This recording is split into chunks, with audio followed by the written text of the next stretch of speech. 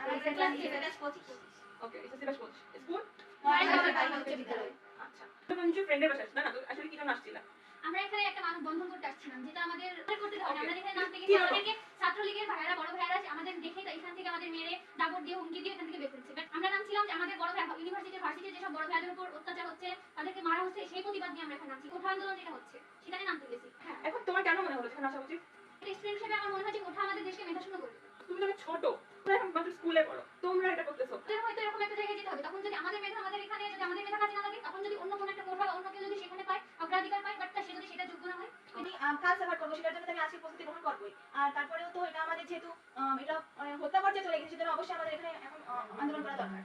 ভার্সিটির ছেলেদের জন্য নির্যাতন করা হচ্ছে, পুলিশি হামলা চলতেছে, তারপরে আমাদের ছাত্রলীগ আমাদেরকে হামলা করতেছে, এরকম একটা অবস্থায় দেশে তো অস্থির একটা অবস্থা, তার মাঝখানে তোমরা সাহস করে নামছো। এই সাহস তুমি বাইরে কোথায়? তোমরা বাইরে কোথায়? তারা আমাদের জন্য রক্ত দিচ্ছে, আমরা কেন নামবো না? আমরা কেন ঘরে বসে থাকবো? তারা আমাদের জন্য এত করতেছে, আমরা যদি আজকে না নামি তাহলে তো এই পরিস্থিতি সেটা আমাদের হতে হবে, আমাদের এই কোঠায় আমাদের নামতে হবে। আমরা যদি সবাই ঘরে বসে থাকি, আমরা যদি কোনো শিক্ষার্থী না নামি, তাহলে আমাদের মেধা যাদের হবে না, কোঠা দিয়ে করলে মেধা তো যাদের হবে না, ভালো স্টুডেন্টরা পিছনে পড়ে যাবে, কোঠা স্টুডেন্টের সামনে চলে যাবে। একটা ছোট্ট কাহিনী বলি, ভার্সিটিতে অ্যাডমিশনের সময় 0.25 মার্কও অনেক ম্যাটার করে। 10 মার্কের ব্যবধানে 10 মার্ক কমবে সেই ডিপার্টমেন্টে সেই ভার্সিটিতে আছে তার সে পড়তেছে 10 মার্ক। তুমি ভাবছো তোমার অবস্থা কি হবে?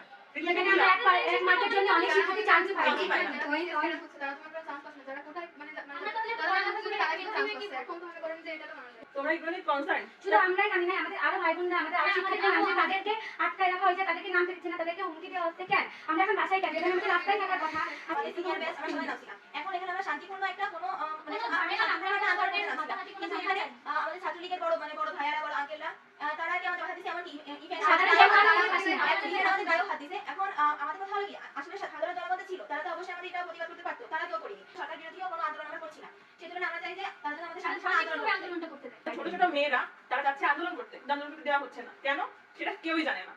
আমাদের বাক স্বাধীনতা কোথায়? মানে সমান সমান লড়াই করতে পারেন।